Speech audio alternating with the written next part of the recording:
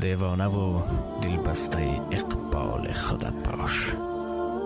سرگرم خودت، عاشق احوال خودت باش.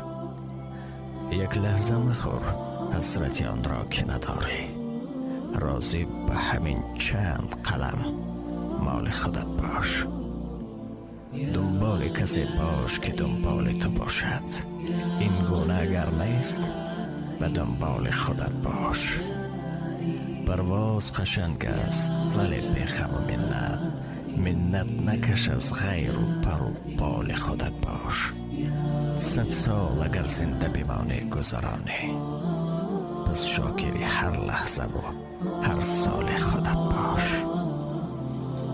رباه عفوك إني للنور مدت يداي، نزعت أسرار قلبي